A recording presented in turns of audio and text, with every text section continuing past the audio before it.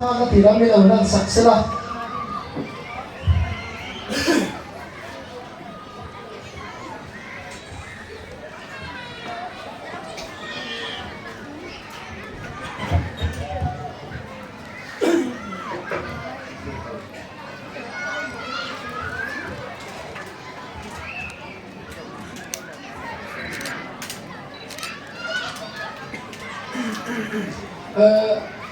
cái thì dừng xuống mà cái lồng tu soi nó tu đắng ngã lồng tu nó soi xiên mà cái lồng tu soi nó bị nó bùng sạc nó làm đủ mà sai thì lama cái musician te pulang buat tale sama lồng thêm liền là police trong thì police ta cả không ai như này một là như bị nó sầu sạc thì chua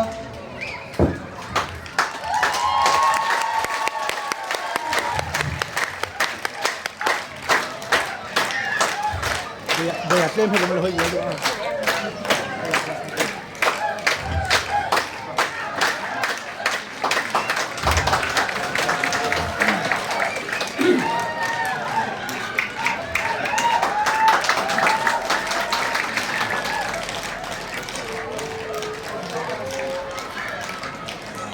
Đều,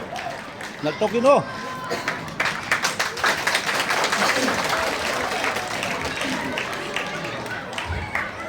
anh đi xuống hàng đi cái lồng tạm biết mấy đi cho nên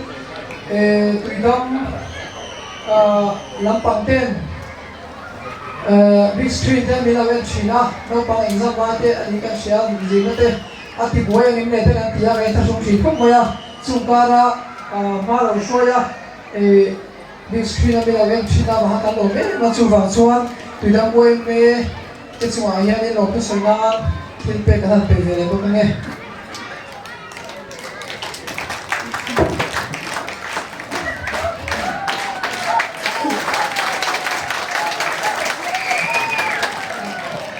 Ram lùn về thar OM bộ phận thuộc mà mình lâu được sang đây sẽ là đi coi nhà cái ông xuống rồi mình villa big screen mình đến mình có gì cho nên khi là mình em cô giáo tu cắn muốn phồng thế đó thế dùng giống giống là mình về chỉ tu từ đâu về phèn thế là để bố nghe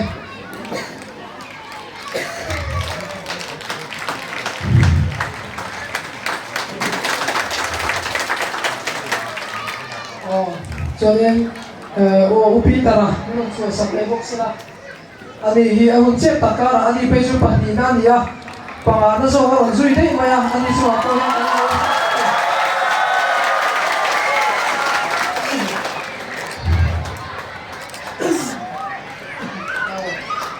chọn cái sản phẩm cái mentor cái base mentor này anh đi nó số sắp lấy ra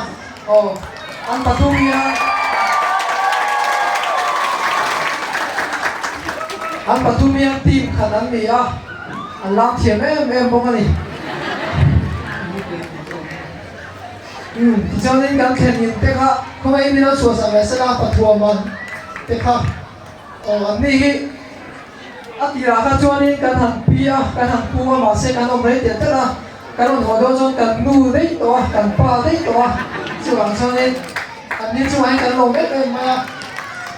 anh nu pa không ai biết nó sửa sang sẽ là ai còn chú nghe tận tay vào tiểu thầy quốc bây giờ chú tiểu chú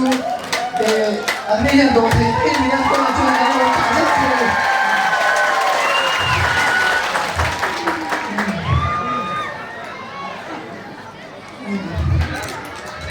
Yes. nói chung là cái đồ này